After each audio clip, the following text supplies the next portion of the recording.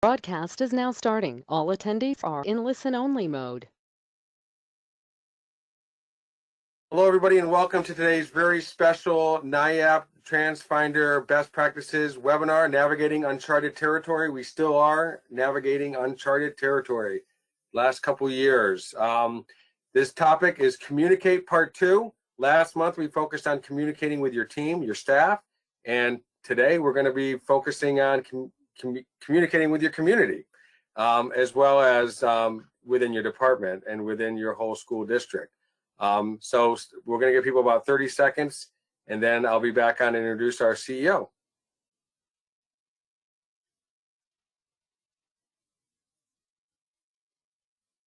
All right. Well, it is my pleasure to welcome Transfinder President and CEO, and I got to add a new title here, Birthday Boy. Is that okay? Did I say that publicly? Happy birthday, Tony. I think I don't hear you. Did you hear? Can I? There you go. You're good. You're good. So, Tony, take it away. Happy birthday. Oh, thank you, Rick.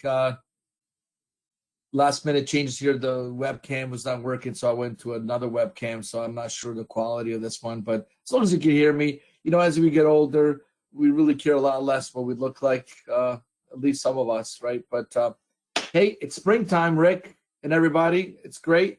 Upstate New York, we got a little tease here a couple weeks ago. Like we got into the 70s. Like what's going on with that? Now we got a little reminder even last night that it's getting cold. It's getting colder again. But we had tons of snow and all that rain and all that temperatures. It's really gone. There's only a couple patches around my driveway where I pile stuff up, but I'm sure. But I'd love to know, like we did last time, some of you are not from New York State or even throughout the state of New York. Please send us through the comments, where are you and what's your temperature? Why not? I mean, just it was fun last time. I think that continued probably longer than you wanted, Rick. So maybe I'll say at a certain point, okay, all right, let's stop talking about the temperature. Let's get onto this topic, which I'm completely excited about. The topic today is all about communication. You know, I'll tell you, it's one of the toughest things that any organization has to overcome is how to communicate to their employees and to the staff, to the community. We guys all know that how important it is. I think about this telephone game, how as a little kid you would actually sit around a room and you would tell a phrase to somebody and then they repeat it and then they repeat it, and then by the time it gets back to you, it's completely different message. And today with social media, that could be even accelerated. All of a sudden, whatever you meant did not come across that way, and all of a sudden now it's all a mess. So I'd love to hear what's going on here. This is really the cool thing about we're talking about here, the panelists today, about what works best for them, how they communicate, and really we want to hear even from you guys. What are your finding as the best ways? And also, we always talk about best practices. How about sharing things? You did that and that worked horribly. Don't do that. So yeah, share things not to do, because it's just as hard to think about all the things that we should be doing. How about things don't do that again? And I'm sure we have tons of items. I wonder if that's going to be another webinar of things not to do, but we'll talk about that later. People always ask, how can I see these webinars? It's definitely going to be recorded. This time, we're actually going to be also available on our YouTube channel. So you could be able to see this webinar recorded on our YouTube channel. And you can always find our recordings off our homepage of transfinder.com. So that's always important. And by the way, it's good to reminder, but there's some people that are not able to attend. So share that with your friends and your colleagues. There's always some great takeaways. We talk about that at the end of the webinars. What are our takeaways? There's always tons for me, and I know there's tons for all of you. So share it. If you see something good, which I'm sure you will, share with others and send them a link and all that good stuff. So, but we have tons of things to cover. I don't want to take too much time. Thank you for the birthday shout out, Rick and everyone. And let's get to it. It's my honor and privilege to welcome the NYAPT Executive Director, Dave Christopher. Dave, thank you always. How's the snow at your house? No snow, Tony. Just rain. Nothing, right? Zero. Nothing at all, not even by the tree. No, all gone. I've been raking my yard. Oh my gosh, I'm not ready for that, but good. But we're ready. Good. Well, take it away, okay? I want to wish you a happy birthday, Tony, and I would sing to you, but we'd lose everybody on the webinar if we do that. So happy birthday to you, and thanks for partnering with NYAPT to do these webinars. They're very informative, and they're also fun to do. So thank you very much. Today we have a great panel of folks to talk with, and I'll introduce them. Clara Bisaillon from New York, Scotia-Glenville School District, right next door. Welcome, Clara. And Julee Arnall from Bakersfield School District in California, who's the Assistant Director of Transportation. I just learned Bakersfield is the hometown of Buck Owens. I had to ask that question because it was familiar to me. Heidi Means, Transportation Supervisor with Brecksville-Broadview Heights City School District in Ohio. So we're pretty much covering the whole upper section of the country. So welcome to the Transfinder NYAPT webinar. Last but not least, Rick DeRico, the coach of the group. Good morning, Rich. Thank you so much, Dave, and I really do thank you for your leadership. It's been like Tony said, it's been a great partnership, and we just really appreciate these. I know this is a big deal, Dave. These are 3 brand new panelists, never been on before. Yeah. So we don't have any veterans among us, which I think is awesome. We had a great conversation yesterday, and I'm really looking forward to our conversation today. Again, the focus is on communication. I want to encourage anybody in attendance to please jot questions down. As Tony mentioned, if you have a tip that's worked for you, you have a question for any individual panelist or for the whole group, please add that in. I always try to get to those as quickly as possible. One last thing, I want to make sure that you know, and I'll say this at the end as well, next month's webinar is going to be on a different day. Usually we do it on Thursday, but next month it's going to be on a Tuesday, the 26th of April. So just mark your calendars for that.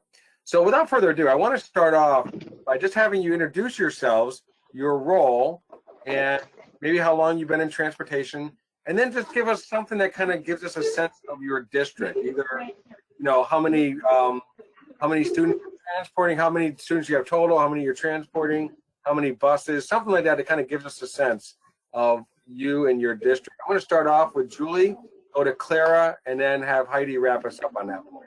So Julee, welcome. And what's the temperature, by the way? What is the temperature there? It's about 75 right now. It's only 8:30 in the morning here. Wow. Yesterday was 91. She was mentioning yesterday, folks, that they don't have snow days, but you have fog days. Right. So it's the Central Valley of California has dense fog, so we delay school for safety reasons. So I won't say anything about fogginess in California. We'll just leave it at that. So Julee, tell us about yourself and about your district. So I have been with this district for 8 years. I've been in transportation for close to 20 now. I'm the assistant director here at Bakersfield City Schools. Our trivia, we're the largest elementary school district in California, but we are K-8. We do not have high school. So we bus around 8,000 regular ed and 1,300 special ed daily. That's great. Thank you so much. Clara, welcome. Hi. So I'm technically the head bus driver at Scotia-Glenville, but acting as the interim director right now as we wait to fill that position. I've been with the school district itself since 2008. I started working in the buildings, the schools, and then went to transportation about 10 years ago. Of course, once you go to transportation, you fall in love. That's it. You're done. Our district is fairly small. On the small side, we have 2,400 students, and we transport probably 1,800 of those on any given day. Great. Thank you. Heidi. Hi, I'm Heidi Means from Brecksville-Broadview Heights, 2 cities, so we call ourselves the Bees, you know, for the name of the 2 cities. And we're a mix of suburban cluster stops and rural, about 3,500 students and some non-publics, and we transport about 2,800 a day. And you know, Transfinder's been our answer, people, because we're going to a different tier structure, and so they've been so valuable. So I'm happy to participate today. Thank you. One of you, by the way, I hear a little backdrop. So when you're not speaking, maybe you all need to mute and then just go back on. I don't mind. I just hear a little. I know you guys are working, and that's part of life, so that's okay.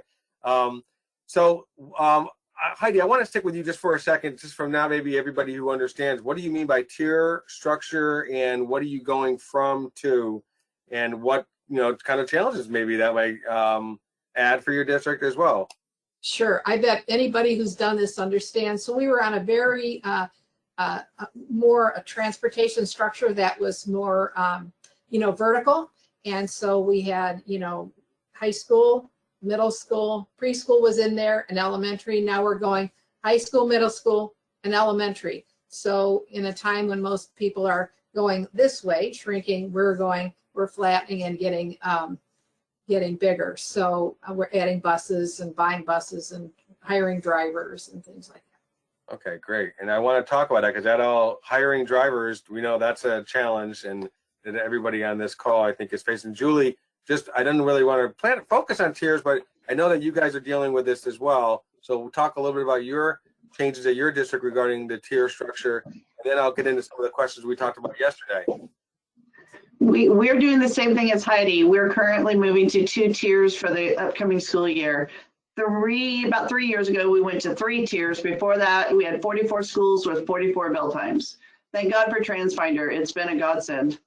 Oh, thank you. Well, I'm sure a lot of people are probably like, oh my goodness, like how did you do that? So, hey, Julie, explain to the audience why you're moving to those tiers. That's important because it impacts a lot of states.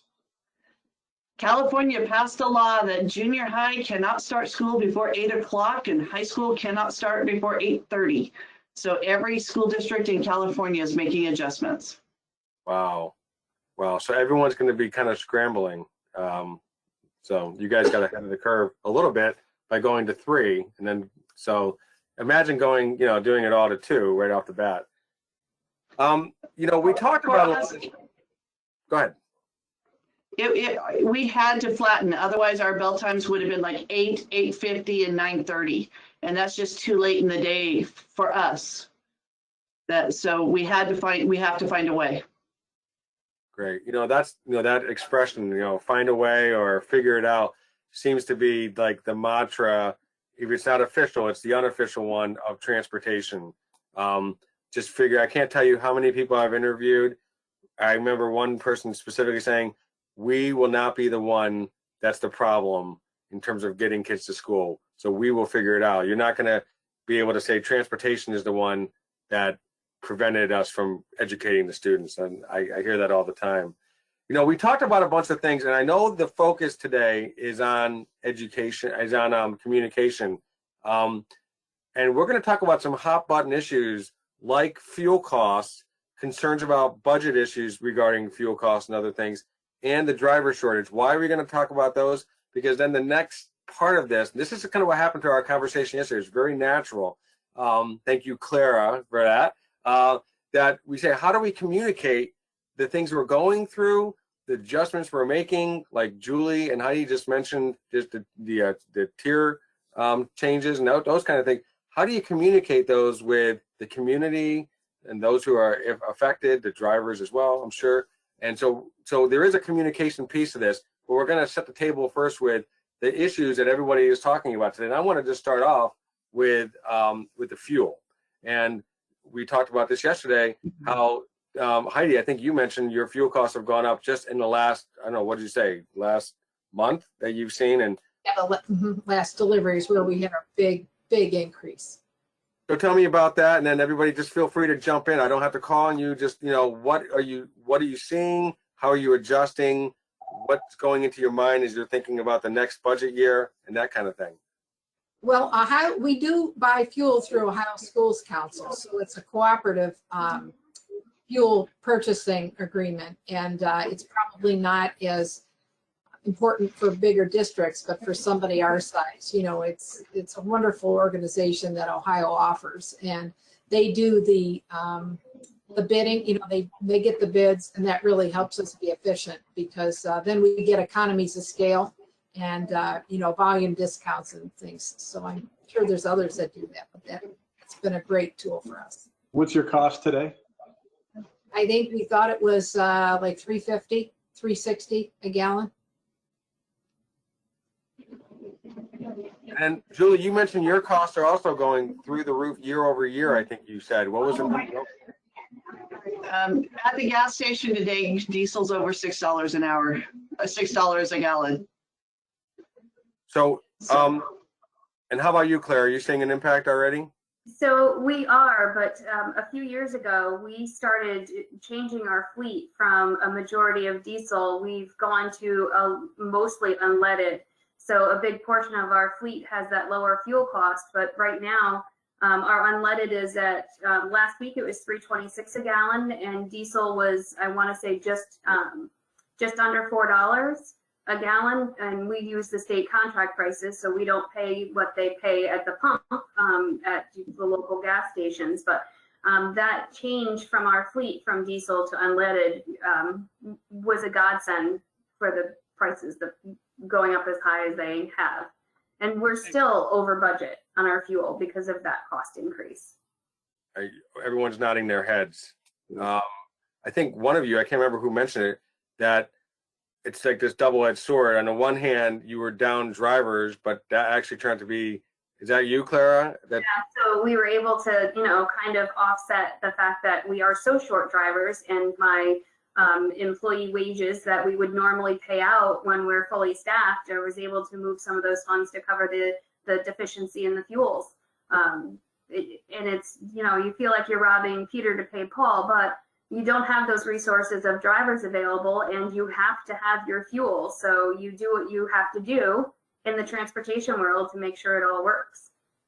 Dave, are you hearing from anybody, you know, your constituents about their concerns about the fuel costs, and the, you know, are they having any creative solutions to how do you budget for this thing that keeps fluctuating? And Yeah, a lot of school districts do build some extra in fuel for in their fuel budgets for increases, but this is really almost an unprecedented increase. So many of them that I've spoken to almost on a weekly basis talk about how this is really a burden. And then you add to that the shortage of parts and supplies that they're experiencing. That's also an issue. So you know, we're supposedly going back to normal, whatever that may be, but there's some bumps along the way, and fuel is kind of, you know, driving that with these excessive costs. To Clara's point about the gas engines, a lot of school districts in New York did move towards gas engines. Unfortunately, they've discontinued that engine, so now we have to go back to an alternative, whatever that may be. It may be all electric from what we're hearing. Great. Well, yesterday Heidi made a reference to this, and she sent me a bullet point. I made a pretty little slide here, Heidi. I hope you like it. I did this at midnight last night, so I hope it looks okay. But Heidi, this is what you sent me, right? You got a memo. Can you tell us a little bit about this memo, and just, you know, there are some things you can do to try to help mitigate some of the fuel expenses. Ohio has an organization called OSBA, and they have a transportation consultant. His name is Doug Palmer, and he's just such a valuable resource. Our 620 school districts, we can call him at the drop of a hat, and he picks up his phone. So he's always looking for more creative ways to help the people the districts in the state of Ohio. And so he put together this, you know, material for us, and I forwarded it to you because I thought it had some, you know, every little bit helps. Every minute, every second, you know, exponentially, you know, can actually help save fuel costs. How about, like, so, and that's a great point. I like this. And, you know, I think it's always like, you know, you do what you can. And then there are some things that are, you know, I think I put it this way. There's circumstances beyond our control, and there are circumstances within our control, right? So so checking tire inflation, that's within your control. What OPEC does, that's not in our control. So you got two sides of this. There's other things like we talked about this with the driver shortage, which we're going to talk about in a minute. I think it also fits with your own efficiencies in terms of consolidating routes. and other things. Other things that you're using technology for? Yes, I do wear a Transfinder shirt over here. But what are you using technology in ways to become more efficient, more optimized, so that another way to reduce your fuel consumption? Anybody, go ahead and jump in.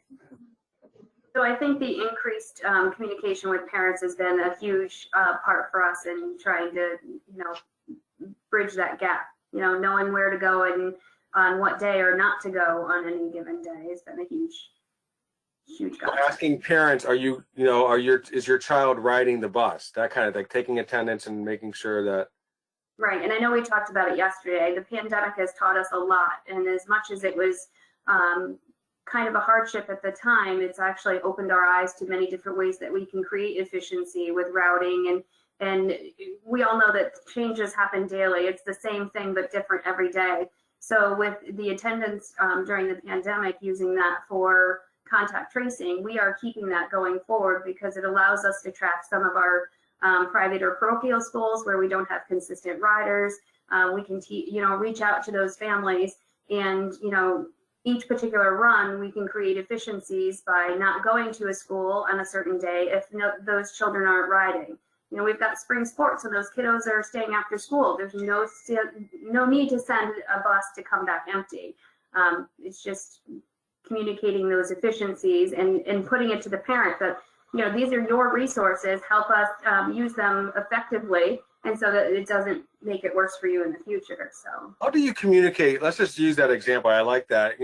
We talked about like how you make it kind of personal. Like this is, taxpayer dollars. We want to be as efficient as possible using your money, your taxpayer money. And you say like, if your child is not riding the bus, please let us know. How do you communicate that? Is that an email? Is that a phone call? Is it different depending, the families? Because you said yours. Yeah, it really is depending on the parent. So I have some parents that will call me on a daily basis, or leave me a voicemail. They know what time I get in the morning. I have some that email me, some that use the Stepfinder app, and some that will send me schedules at the beginning of the year. And I really, because they are helping us help them, I take in whatever way they want to communicate that to us. We take it and we use it and we run with it. So we use all forms of communication, and we talked about that yesterday. Every bit of communication is effective, but not for every single person. So we really do try, and we have that benefit of being a smaller district. We can reach out in those different ways.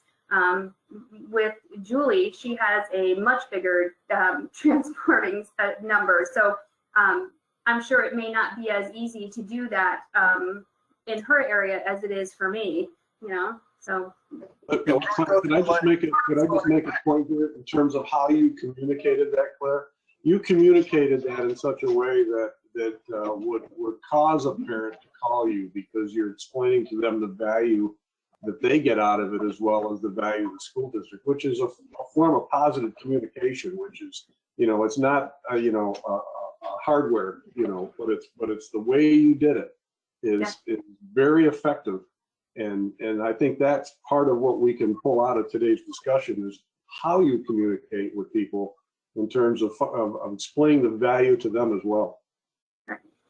Yeah, I think it's easier for people to help out if they realize that they, I work for them, and these are their resources. It's their transportation company, and once you get that out, and it's not us trying to make it difficult, but for us to make it easier in the long run. I think that proactive approach too also makes. I just feel like it's like when I try to avoid something or I bury my head in the sand, that's usually when the problem happens. But if I go up front and say, hey, we have, like, say we go back to the driver shortage, so we're gonna have there's gonna be a delay.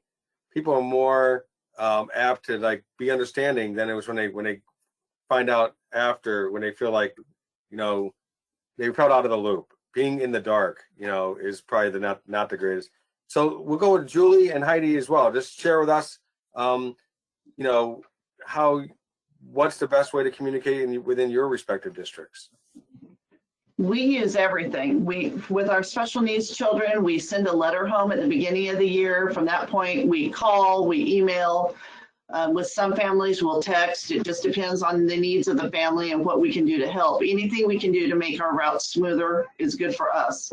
When we were having severe driver shortages due to quarantining, we actually combined some of our bus routes, and we would robocall the night before. We would send it out in our parent app in the morning. You know, the bus routes were being combined to be patient with us. And we had wonderful, wonderful responses. That's great. The robocalls is that, you don't hear about that all the time. So that's a great tool as well. And the schools use it all the time. It's a fairly common school-based method of communication. And you all mentioned yesterday, I think, that your websites are up to date. It's easy to find the information as well. So everything has to be, because like as Clara said, not everybody. I like that quote. Give it to me again. Not all communication is good, but not. Right. All forms of communication are great, but they don't work for every person. So they have to be able to choose freely how they're going to communicate with you, because you want it to be easy enough for them to stick with doing that. So.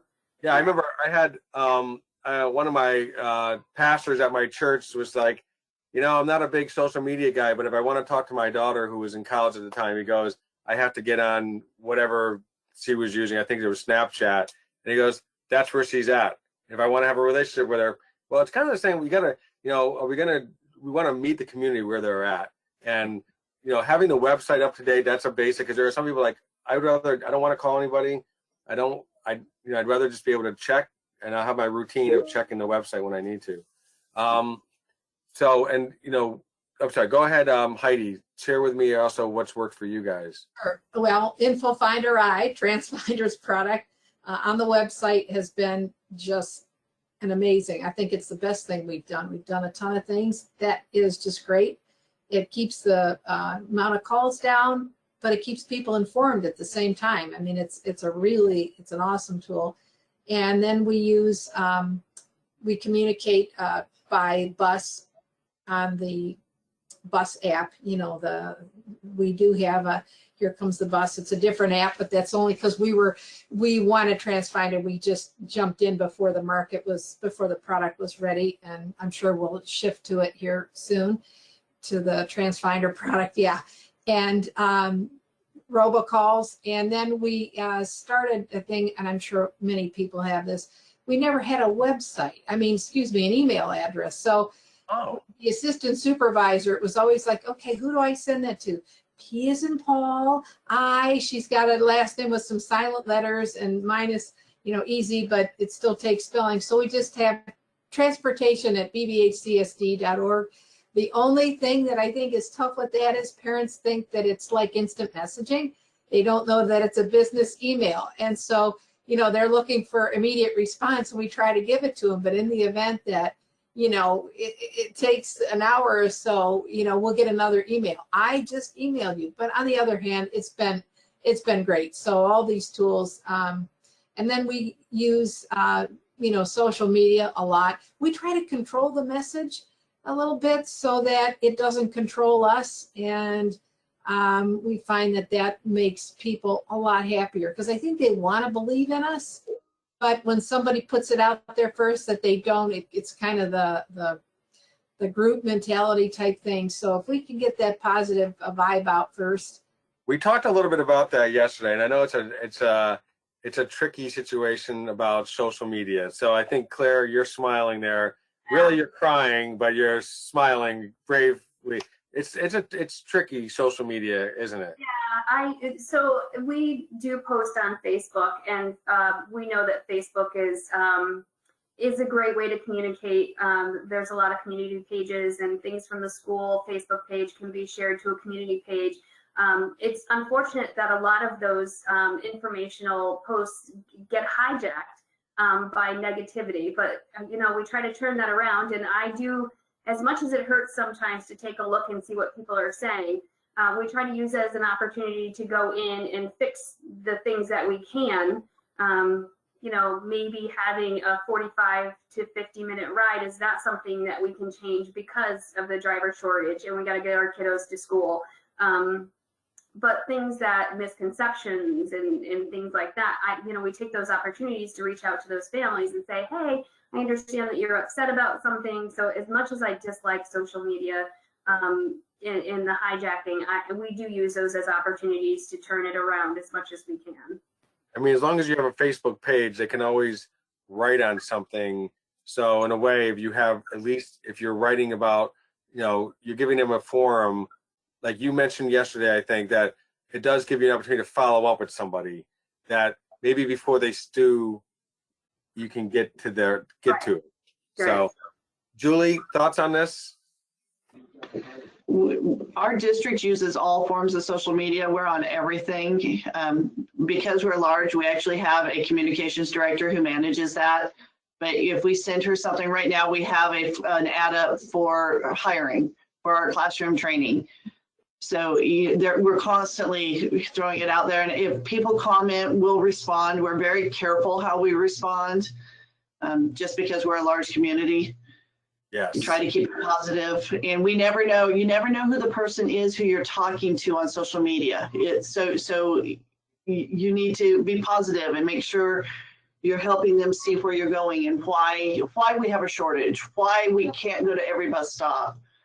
Why our route is so long. Hey, Rick, can we go back to Heidi? I have a question to ask. Sure, of course. Heidi, the bus notification platform that you use, is that a platform where a parent can see where the bus is at in terms of the drop off of the child? How does that work for your district? It's been. I mean, is it effective? Do you see value in it? Extremely effective.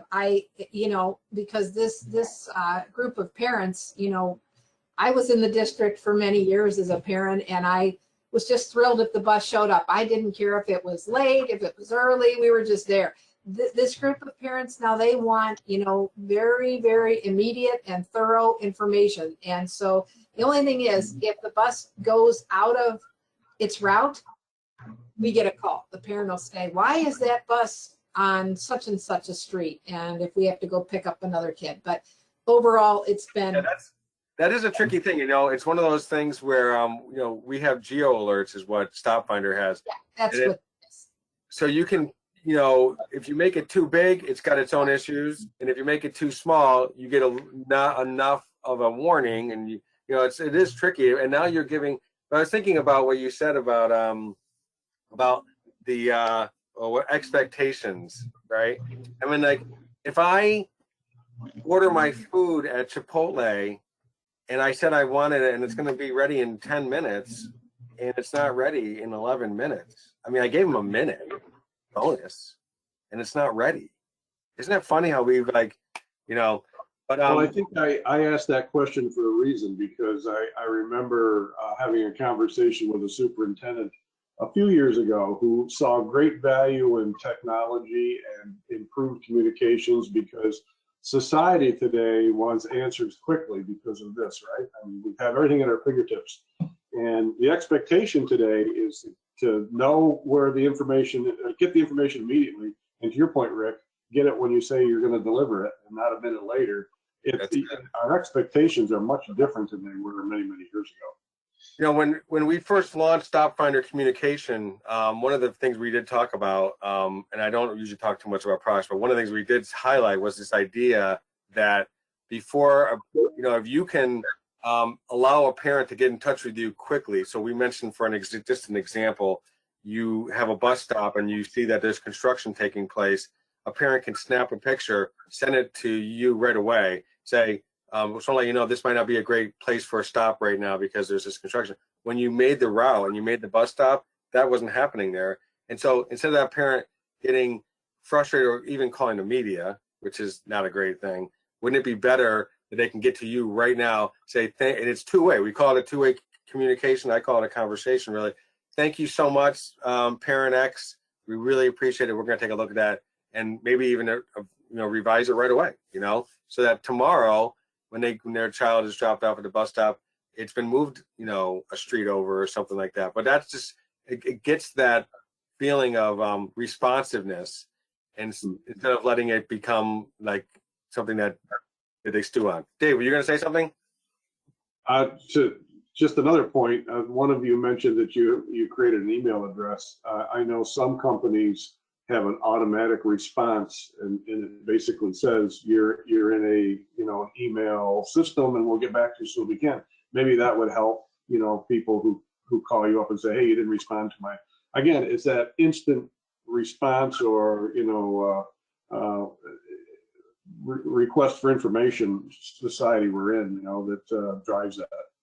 I want to read a comment that we got, and then I'm going to ask Bridget to pull up a poll as well. We want to get a sense of what our attendees think in terms of the best way to communicate with their communities.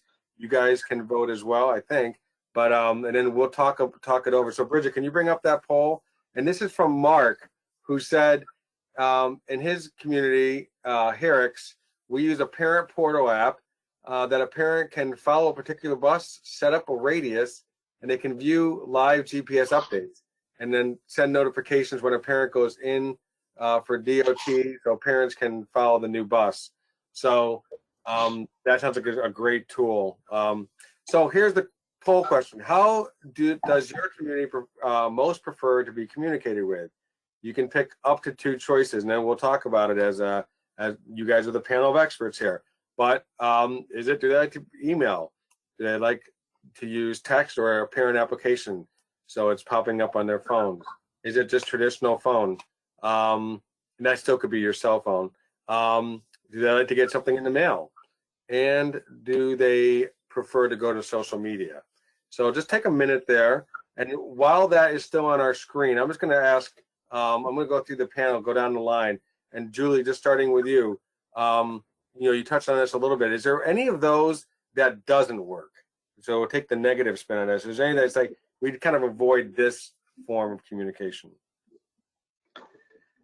I would say our least favorite in our department would be social media, just because it can blow up on us so fast. Right. We use all the others all the time. Social media is usually for big things.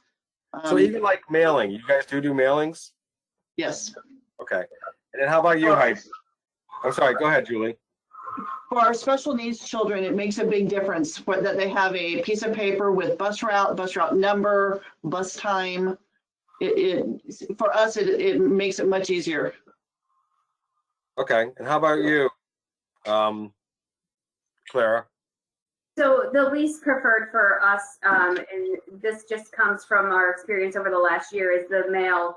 Our area postal service has been suffering with lack of staff as well. So last year when we sent out our bus schedules early August, we were in mid-September and people were only starting to get them. So right now I would prefer social media over the mail. So having the Stop Finder app this year is a godsend for us, because my plan is to not have to send out anybody who's on the Stop Finder doesn't need to have that bus schedule mailed out. They have it in front of them on their phones. So my least preferred method of communication is that mail or the postcard system. Very good. And how about you, Heidi? Likewise, mail and social media, those are the 2. Social media is it reaches a lot of people, but there's a opportunity for the negativity, like you were saying. And then the mail, I just remember myself as a parent in the district, I'd get the mail, the card, I'd hang it on the fridge, it would fall off underneath my refrigerator, and I'd be calling transportation to find out my kids' bus information. So we don't use a lot of mail, but every district is different. I believe we have 100% internet connectivity with our families. So, so we do go ahead and use, email is definitely but I think you have to measure that, if your constituents, your families don't have connectivity like that, and you can't provide hotspots, you have got to find another way. Yeah. I used to joke about this. I was involved in our youth group program at my church, and I guess I'm mentioning church a lot today. I hope anyway, and I was like, we would do all the things you just said: mailers, emails, social media, announcements from the pulpit, and there were still some parents that didn't get it. And I'm like, I feel like you're treating information like it's a dodgeball, and you're trying to it can be like, it's something you want to catch, get it, but it's like, it's tricky. But I like what you said, Heidi. You're doing what if it's not getting through, you're looking at yourself to say, what are we doing that's not working, so we can We kind have of to be nimble. We have to be super nimble. If it's not working, we pivot right away. You know, we go to the next thing. And I think yesterday somebody mentioned the idea, and maybe all of you did, about sometimes, you know, it's going to PTA meetings and maybe going to where people are gathering. Can someone discuss a little bit about the actual physical making your presence known? I think it's important to make sure that you're out there. And we talked about it yesterday, how transportation is really the invisible piece of school, but it's one of the most important parts to get those kiddos to school. So having yourselves at those kindergarten orientations, or at the parent teachers, or the kids coming from elementary to the secondary levels, that you're seen and they recognize your faces. And I'm known to pop in at schools and board buses to say hello to the kids, and, you know, just so that they have a face other than, you know, bus driver. It's important to get yourself to those gatherings where those parents can see you and not just the email, the phone call, and get that personal relationship with them.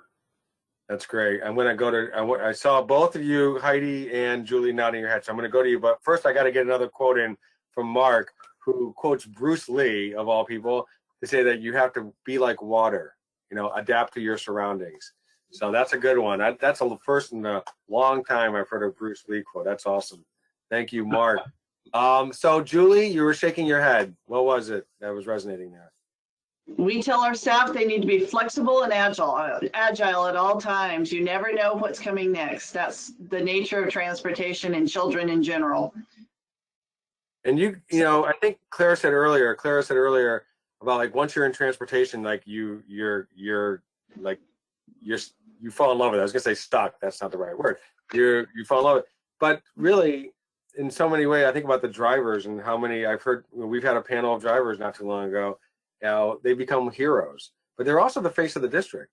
They're your, you know, your brand. They're carrying your brand every day.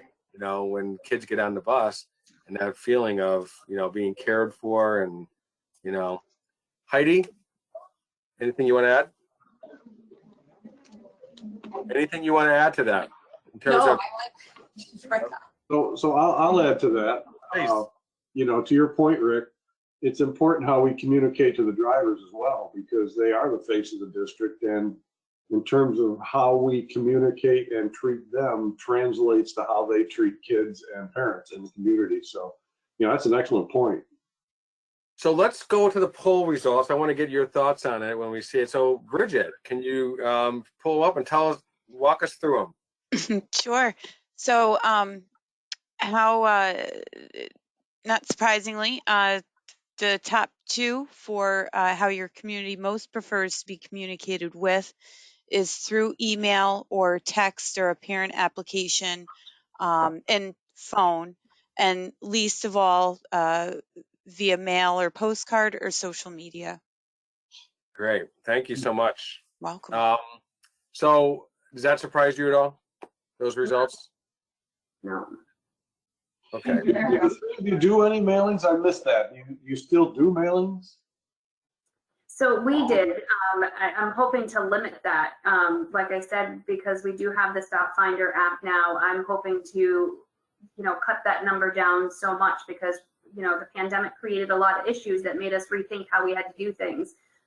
So I know for Scotia, we're going to do a lot less mailing and more of the preferred way of communication for the parents. And I think, Heidi, you mentioned Info Finder I, is that right? And that I know I've heard from many people about, like, that just reduces, like, the number of calls into the district by can be 1,000 calls. It's absolutely fantastic. That frees you up to do other types of communication and be responsive in other ways. Okay, so let's talk a little bit about the driver shortage, because that is still an ongoing issue. And how do you communicate that need? So you're recruiting. You also are telling parents a bus may be a little late, or you might be changing buses because you're going to consolidate routes.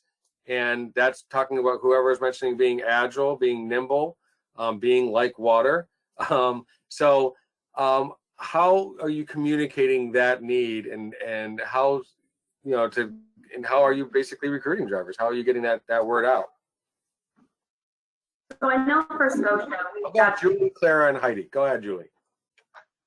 We started off this last summer. We actually went to our local media and we talked to reporters. We told them what was happening. We were honest about the shortage and that we provide our own training. We're lucky we provide paid training in our district.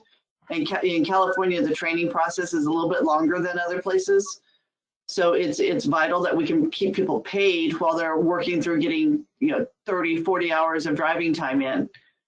And then we started notifying parents. Our superintendent sends out a weekly letter. He included transportation's issues in that. We sent out emails. We sent out, there were robocalls. We did anything we could think of, all of our social media, anything they could think of to make sure people understood we had shortages and it was going to be a challenging year and that we would get through it as a team.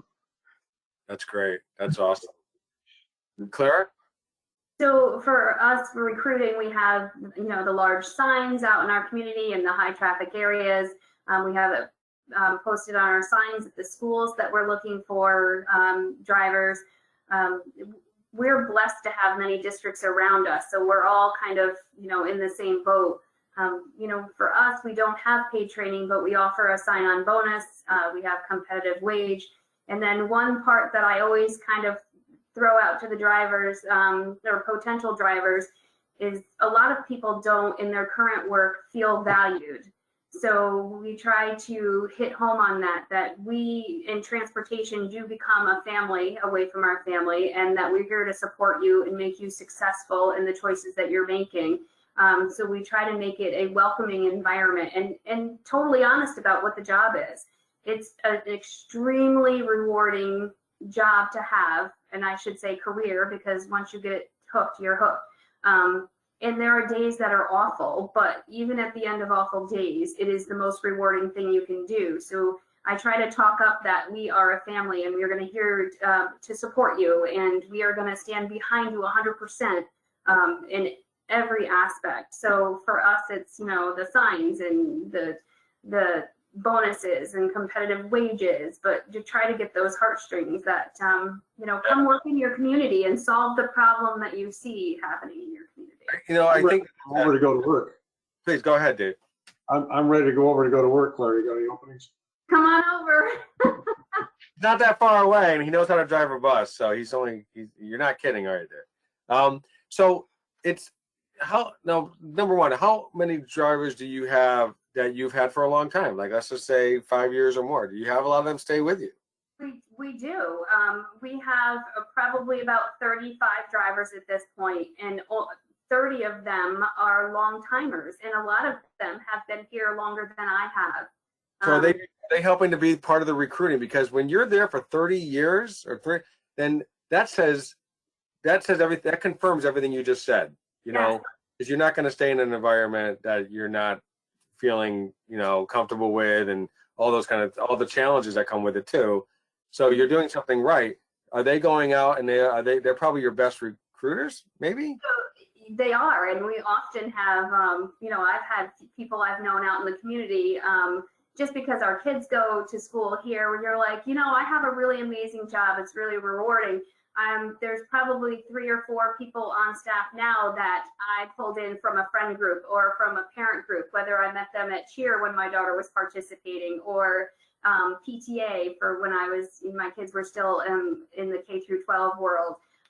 So yeah, we have drivers that are pulling in people from the firehouses and catching their UPS drivers and getting them to come on over. So yeah, our current drivers are our best resources, but you have to treat them in the way that they want to bring somebody else into that welcoming environment. That's right. That's a nice word, actually, welcoming. It just brings a warm feeling to it. Heidi? One of the things we did is we developed an ad, which I'll send you.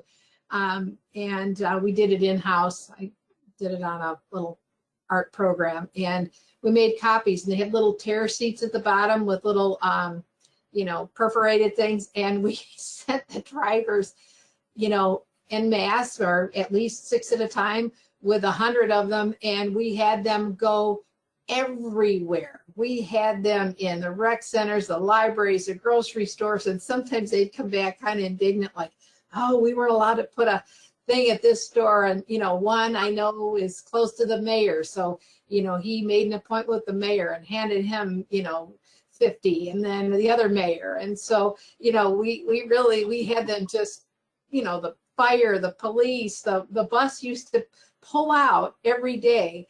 And one of the drivers would heckle the police officer doing traffic. And he'd be like, you had got to drive a bus. Sure enough, he applied last week. He's just retiring. So, you know, it's just a persistent, you know, I'm sure Julie and Clara are the same way. You know, you can't give it up for a minute. You can't forget that you're on a mission to get bus drivers, because, and they do last a long time. And we use our bus drivers that are here 30 years. I usually pull them in the interview, our OBIs, and say, and they give us the old, if it's that bad, how could I be here 40 years? We just had one retire last year that drove for 52 years. 52 years. Yeah. Wow. And she was not old when she left. I had somebody talk on a panel, it was last year, where she said she had this one student that kind of got in trouble on the bus, and I won't describe that. That's kind of the person I was on the bus, by the way. But I had an hour and a half long bus ride, right, Dave? Each way. So that was a lot of time to get in trouble. So she said that she saw him years later at a grocery store. He was in college at that point. He remembered her. He said she was the, you know, he didn't have a history with her, like maybe he got in trouble in school, but she goes, I always felt you started my day off on the right foot every time I got on your bus, you know? And she goes, it meant the world to me, you know, to have that. And there's so many that are probably unspoken like that. So it says a lot. Dave, were you going to say something? I don't want to cut you off. No, I'm good. All right. I just agreed with you about the long bus ride. Can I share a funny story with you, Rick?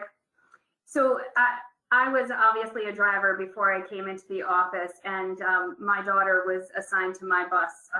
She hated it, and you know, I greet every single kid, whether it's a group stop, and in various ways, whether I'm acknowledging them by name or whatever they're wearing. And she would say to me, "You are so annoying. Can you just not?" And I'm like, no, because I want them to know they're important to me. Well, fast forward, she's now in college and working with us as an aide on the buses, and she's finding herself, she says, oh my God, I sound like you. She's greeting all of these kids, making sure that they're feeling acknowledged. I love it. It's hysterical. I absolutely love it. Brought that up. Clara, that's awesome. We actually have brought in trainers to work with staff, talking about how important it is to greet every child, to know who they are. Did they get a haircut? Is that a new jacket? Yes, asking about sports. I mean, you see them bringing their equipment on. You know, I would say, how was the game last night? And she'd be like, that's, you know, you don't care. And I'm like, no, I truly do care. I don't follow the sport, but that doesn't mean I don't care. But it just cracks me up that, you know, as a college student, she's doing the same exact thing that she used to, you know, get upset with me about. I can't tell you how many times my kids are like, I made a joke the other night. I sound like you, Dad. I'm like, oh, I'm sorry about that. Well, when you think this through, if you spend time getting to know the kids and forming that relationship, you can either spend your time there, or you can spend your time on the back end, you know, doing discipline referrals and following up with all kinds of problems. So it's really more positive to do exactly what you're doing with her. That's a great perspective. That's a great perspective. You know, we're not invisible. You just showed that these kids are not invisible, you know, little personalities. I'm going to go through and ask you guys to give me one key takeaway. So people who've been on the webinar, and actually they stayed on, and we didn't lose anybody. So everybody who's been on from the beginning is still on. So what's the one key takeaway that either you'd want them to just take back to their office or their, you know, bus seat if they're driving, or that they would bring back to their superintendent, whatever? I'm going to go with Heidi, Clara, Julie, and I'm going to ask Dave and Tony if you can come back on. And then we have a couple more slides I want to show for you to give us for the attendees to give us their feedback on today. So we'll start with you, Heidi. What's one takeaway? Stay positive. You don't have to add much more than that. That's great. Clara. So I think the biggest takeaway, or what I would like you to bring to your district, is that positive communication with your parents and your community, whatever that may be. If you encourage that, then things are definitely, no matter what the situation, driver shortage, pandemic, working together to make things go as smoothly as possible is going to be successful. That's awesome. That's great. Julie? I think for me, it's as a team, if we can all work as a team, both in our departments, in our districts, in our communities, we will all make it through the shortages. We all can find ways to communicate, and we can all make it forward in a positive manner. I heard the word positive 3 times in a row. It's like the what is it? The one-armed bandit. And they all came up 7s. That's awesome. You know, I think about what Tony said when we went remote on March 13th, 2020. He had meetings with every single team and said, Tony, you said, what did you tell them all? Everyone do your job. Just do your job. Your job. Don't worry about everyone else, but your job. And if we all do their job, your own job, we're going to be fine. And that has totally proven true. So I'm going to go to David. Closing thoughts, and then I have a couple more quick slides. But David, what's one takeaway? You can't say positive. I'm going off topic a little, but I'm going to be positive. 50 years ago today, one of the most horrific train school bus accidents in our nation occurred in New York State, in Congress, New York. And I want to bring that up because as a result of that, some children passed away, which is a horrific thing. But as a result of that, a lot of great things happened in terms of, regulation that was passed. And more importantly, transportation professionals in our state rose to the occasion and raised the standards. And New York is at the top of the list in terms of accident rates and standards that we have to meet to safely transport kids. And it all comes down to you people who do the work every day. And, we don't ever want to forget what happened 50 years ago, but we certainly want to continue to maintain that excellence. And we do that all across the country, absolutely. And I don't want to suggest otherwise, but keep up the good work. And certainly you three of the most positive people I've ever been on a webinar with. Stay positive, because that's how you get the job done and keep our kids safe. So thank you for all you do. That's awesome. Tony? I'm always going to stay positive, but I tell you, communication is it's great. We all live by it. But one of my recommendations, I'm going to take away that I want to make sure everyone understands, you have to set an expectation. Heidi, I think you just mentioned that you guys have an email address that parents could email, right? And what I would recommend is put an auto reply message and say, hey, thank you for your reply. That way, you could set that expectation. I think that's the problem. Today, we are communicating so much, but people don't understand what's the expectation. I tell you, if people really want to get a hold of me, they call my phone. If they want to get a hold of me within 5 minutes, they send me a text. If they want to hear from me within a day, they'll send me an email. Again, set the expectation. If people think an email is going to be immediately responded, well, then change that. We have technology, auto reply. Hey, thank you for your feedback. We'll get back to you within 10 days. I'm joking, right? But those are the things that set the expectation.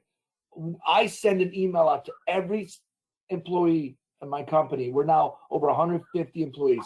At nighttime, I send out an email every single day. Every day. I've set an expectation that it's no matter where I'm on vacation, no matter where I'm at, I send an email out to everybody, the entire company. It's a set an expectation. And you know what that means. Once you set it, very hard for you to ever change it. So that's my takeaway. Communication is important, but set the bar. Create those guardrails, because then no one could actually be mad at you that you didn't respond fast enough. So that's my takeaway. That's Right. very good, Tony. I like that. It's like you can go to the next slide. Thank you, Bridget. And thank you, Tony. So that one of the things is, yeah, it's like you're kind of training them, right? You're training them to know, like, I like what you just said, Tony, email. So we'll get back to you within 24 hours, right? But if you got something that's more, so you are kind of like, just you're training, you're actually training the audience in a way how to best get, we just added a live chat feature so that when you get a live chat, right, you're expecting somebody within seconds. That I'm not going to be sitting here for 2 hours before Howard comes on and I can start to ask him about how to fix my laptop or whatever. So it's just, I like that idea that there's different levels and knowing which one is the right one depending on what your need is. I want to talk to you about something. It's not urgent. Okay, then we can try to get you in within the next week. Something more urgent, let's talk today. Okay, your opinion matters, and we built all these webinars now really based on the feedback we're getting from the surveys that we've been taking. We call this, it's a new service, Transfinder Informatics. We actually just had a poll that went out with NSTA that was just released earlier this week. So it's a new feature that we offer now. We use this QR code and it'll go right to, and if you don't have time to do the QR code, don't worry about it because you also get a link tomorrow to give your thoughts on today's webinar, but also on topics that really matter to you so that we're making sure that we're always on point with what matters to you. So there's that. We go to the next slide. Do you have a story? I've talked to all of these folks here and they all have great stories. And part of the reason why we wanted them on a webinar was because we knew they had great stories. So if you have a story, it might be part of a white paper. It might be have you on as a panelist. It might have multiple areas. So the goal here of these best practices webinars is to learn from each other. What we heard over and over again in the last 2 years, really, it's amazing it's been 2 years, is how much people get from you. And that, by the way, it's anybody in the industry. We, yes, I'm partial to Transfinder, of course, but if you're open, anybody who sees this, wants to be part of this, let us know. Go to mystory@transfinder.com. Share with us your story of how you've been able, maybe you have a communication tip that's really worked for you. We can glean that from you and share it. Other people like, oh, never thought of that. That's a great idea. So please do that. Next slide, please. Lastly, our next webinar. Now, usually we're on Thursdays. Dave, there's a conflict next Thursday, April 28th. You want to share a little bit about that real quick, and then I'll close out. April 28th is Operation Safe Stop Day in New York State, where all of the school districts and police agencies and pressers all get the word out on the importance of stopping for stop school buses when red lights are flashing. So we're super focused on that. It's an educational enforcement day. So we'll be tied up with that on the 28th. So we moved the date to the 26th. Very we encourage all school districts in the state to participate. That's it. So thank you. That's really important. And so that's it. So I hope you all got a lot out of today's webinar. And I just want to wish you all that you all have a great rest of your day. And Tony, once again, happy birthday. Happy birthday. Thank you, everybody. Thank you. Bye. Be safe. Take care.